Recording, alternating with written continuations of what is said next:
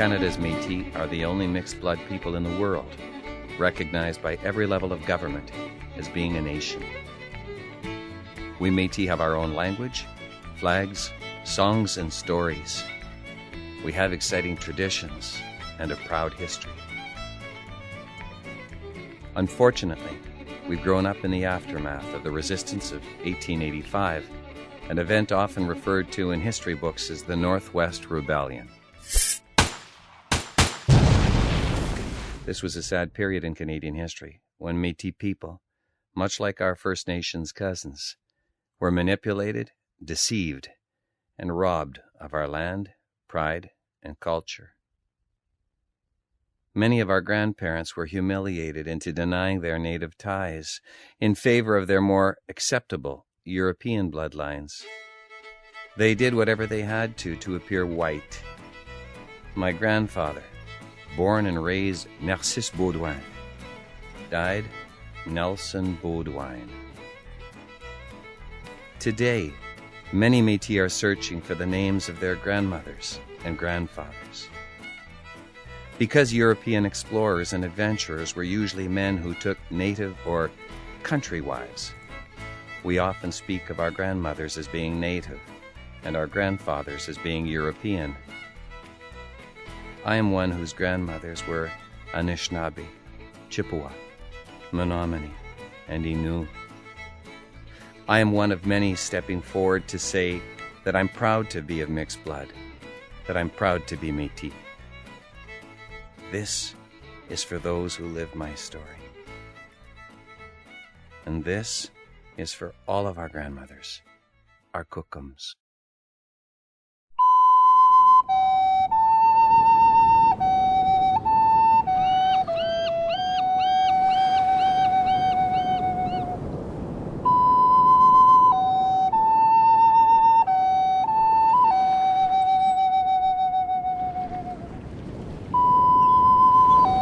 Like many whose first fathers came from France in 1542, I somehow thought that I might be a part of people much like you. Like many whose first fathers sailed across the seas not knowing you, I somehow sensed I had the blood, people who were just like you.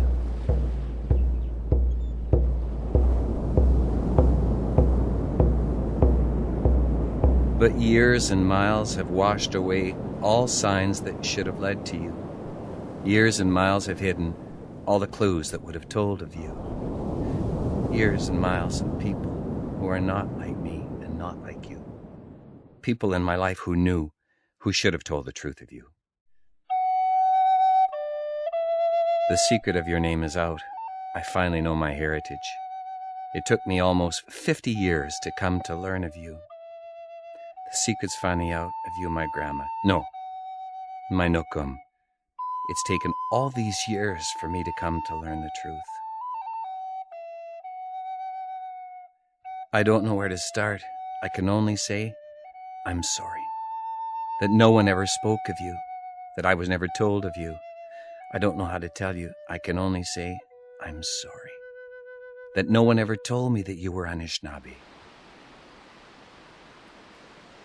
Dear Nokum, I want you to know it wasn't just your children. Many, from good families too, did as your loved ones chose to do. They did not ever speak of you, nor of a single person whose names would tell the world they knew that you were Montagnais. I'm sorry that I cannot sing the songs that were passed down to you, the songs you heard your mother sing, the songs that I should own. I'm sorry, but I cannot sing. I did not know, so I did not learn. I've yet to hear a single song sung by a Chippewa. But I will go and seek them out, then teach them to my children. I will go and find these songs and claim them as my own. And I'll sing them, and I'll play my flutes. I will live my life to honor you. Our family, too, will come to learn you were Menominee. And Nokum, I'm sad to say, I do not know your stories. Not one has been passed down to me.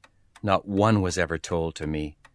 Nokum, I'm ashamed to say, I do not know your stories, the ones that you did surely tell in hopes that I would hear.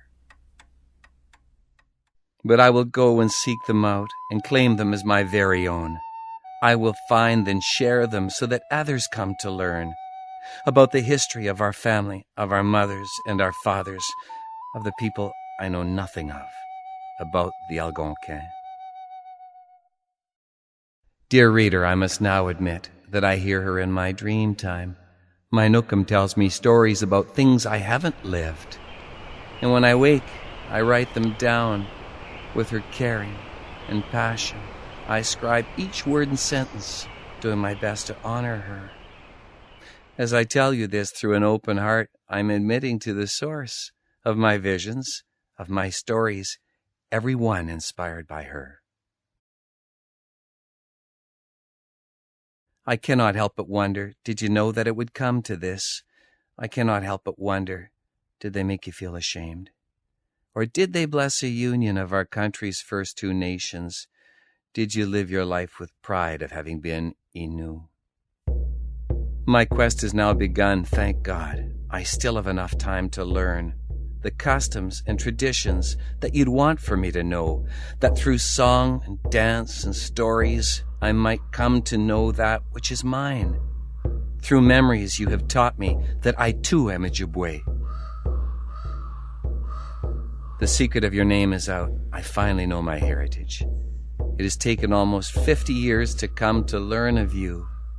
The secret's finally out, and now I know that I am Metis. And the world knows too, through all I do, how proud I am of you. How proud I am.